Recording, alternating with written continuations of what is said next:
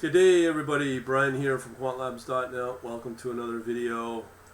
Finally, we got our thing finished. Today is the 10th of February. And I'm going to show you the reports. So it's 11 o'clock my time.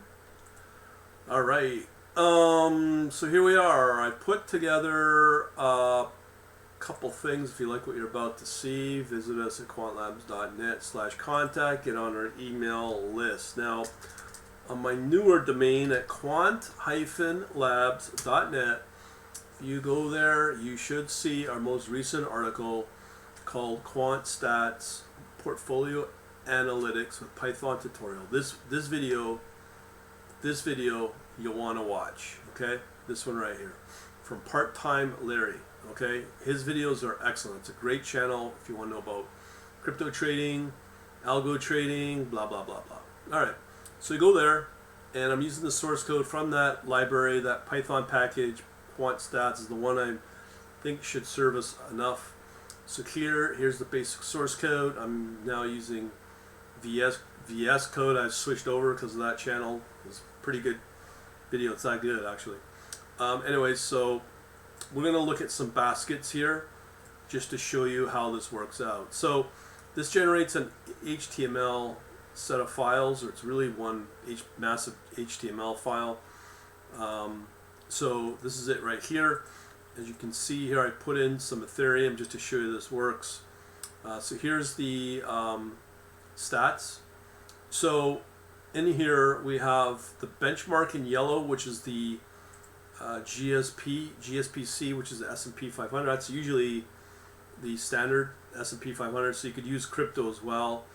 So this will show you that this works. So you can see here back in May, June, boom, it dropped off, and we still got our benchmark performing as well. And depending upon what you want to look at, here's the important one, is the CAGR, compounded annual growth rate, along here. So benchmark is up 14%, and yeah, that's pretty well it. This will cover all the major stats, charts you want to look at, especially the monthly returns, and so on, including drawdown and all that. So that's all fine and good. So we know about the markets have not been doing too good, especially in the US, January of this year, 2022. So I'm going to show you two baskets I've come up with. Again, I keep mentioning uncorrelated and low volatility, but better return that outpaces the S&P. So let me run this one, and it takes a couple of minutes for it to run. And it's the same idea, format, with the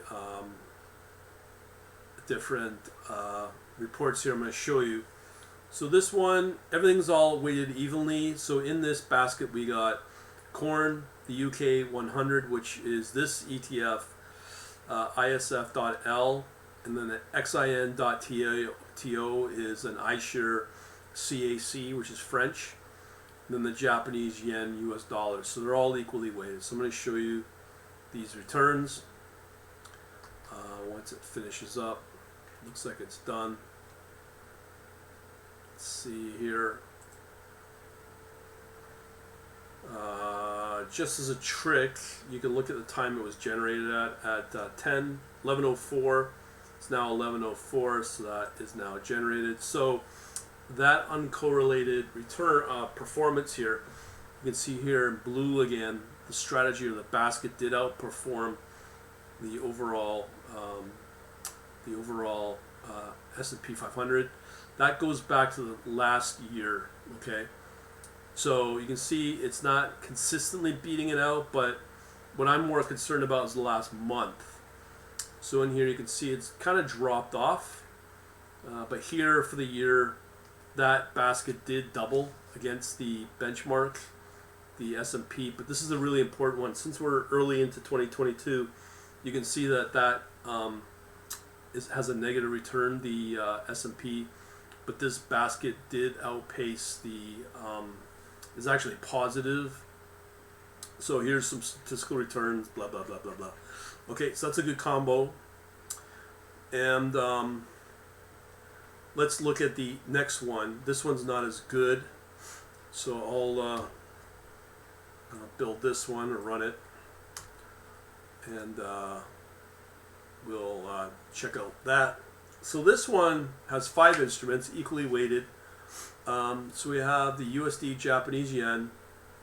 We have the S&P 500 itself. Again, the UK 100 ETF, and then two currencies here: pound, British pound in Japanese yen, and Hong Kong against Japanese yen. So again, there's some it's uncorrelated there, and we get different ones.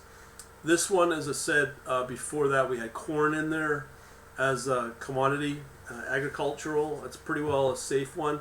You might ask, why don't I have oil? Why don't I have gold? When you look at those instruments, they're usually fairly volatile. I go through about 15 instruments, and then I run it and run it and run it and run it and optimize it until we get only positive instruments, and you're usually all positive. Usually ranges in the number of 4 to 5 instruments. So this basket may work in a smaller portfolio, but if you're like over 1 million or even 100,000, this might not work. But if you're pretty small, like a 10, 20, 50,000 maybe account, this may work.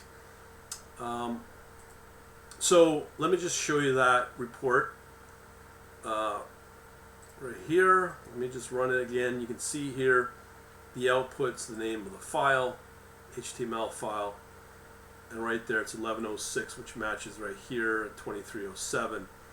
So that's the new report. I'll just pull that up. So here it is. So again, this one's doing okay. 35.79 for the basket versus 14.47 annually the last year for the S&P 500.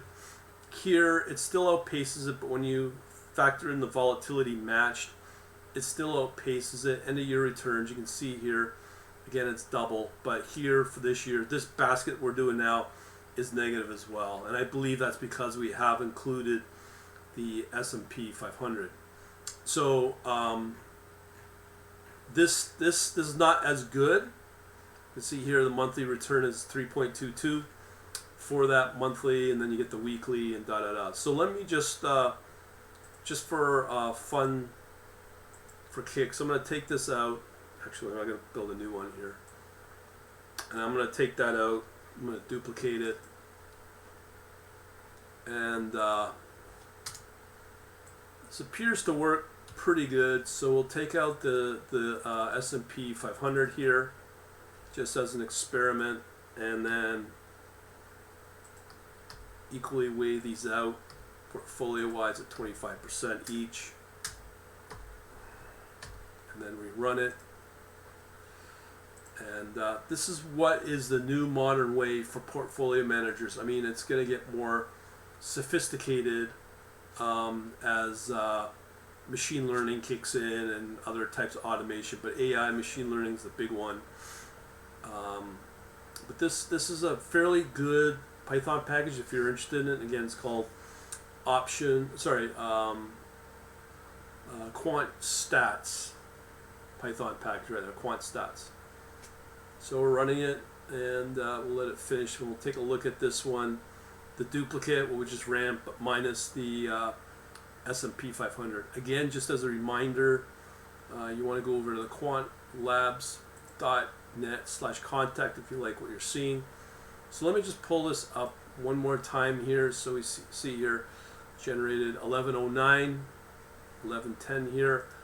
So let me just run it. And again, you can see it's outpacing it, 38.27, quite a bit actually. When you take out the S&P 500 right there, it's positive. So that's for this year. So again, that's pretty good. Let's see what the monthly is for January. So actually, sorry, it's for February so far, 4.15%. January was slightly down at negative 0.53. So you can experiment all you want with this. So again, this is going to be the showcase going in of the overall subscription. These types of reports, I could probably throw in other ones, but I think with what I'm highlighting is what most people would be interested in. And we'll leave it at that. Thanks for watching. And again, if you like it, you want to know more about the subscription service for this, just get on the email list, quantlabs.net/contact. We shall talk to you later. Thanks for watching.